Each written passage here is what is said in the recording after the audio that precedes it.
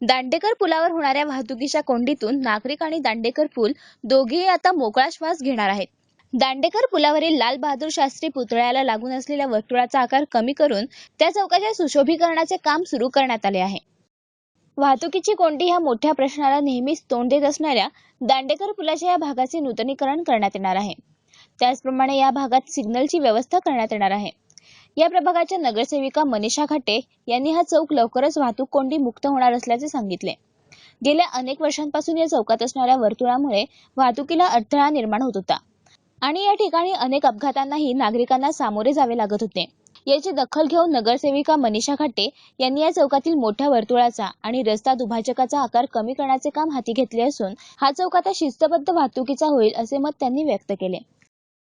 अनेक वर्ष या परिसरात हा मोठा आयलंड होता.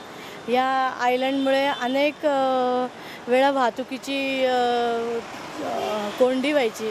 मुळात सकाळच्या ऑफिसच्या आणि शाळा कॉलेजच्या वेळामध्ये आणि ऑफिस सुटण्याच्या आणि शाळा कॉलेज सुटण्याच्या वेळामध्ये इथे इतकी ट्रॅफिक जाम व्हायची की सिंहगड परिसरामध्ये जाणाऱ्या येणाऱ्यांनाही याचा खूप त्रास व्हायचा. त्यामुळे इथला आयलंड आपण कमी करून इथला रस्ता जास्तीत जास्त मोकळा होईल आणि नागरिकांना याचा जास्तीत जास्त रस्त्याचा वापर होईल, हेच आपण याच्यातून साध्य करणार आहोत. आणि नागरिकांच्या सोयीसाठीच हा रस्त्याचं आयलंड कमी करून आपण रस्ता करत आहोत. महापालिकेच्या वतीनं मागच्या पूर्ण अर्थसंकल्पामध्ये पुणे शहरातील रस्त्यांमधील चौक सुशोभीकरण किंवा वाहतुकीस येणाऱ्या अडथळे असतील तर ते दूर करण्यासाठी लागणारा निधी हे कॉमन बजेट होतं. त्यातून आपण या प्रभागामध्ये हा चौक सुचवला आणि ट्रॅफिक प्लॅनर बोनाला साहेबांना गेली जून महिन्यापासून मी अनेक दिवस याचा पाठपुरावा करून हे मंजूर करून घेतलं आणि अजूनही इथल्या झाडांची मंजुरी आलेली नाही आहे. पण ती थोड्याच दिवसात त्यांची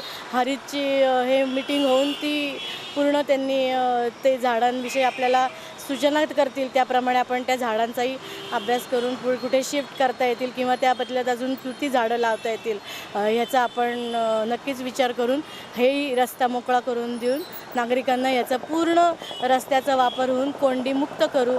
दांडेकर पूल चौक हा खराच मोकळा श्वास घेईल हीच आमची भूमिका आहे.